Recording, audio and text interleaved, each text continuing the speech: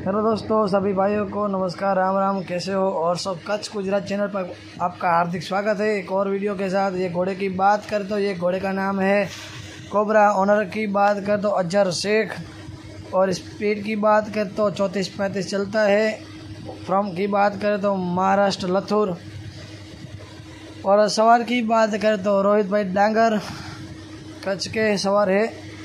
काफ़ी अच्छी सवारी करते हैं रोहित भाई, और घोड़े को भी ट्रेन बहुत अच्छे करते हैं।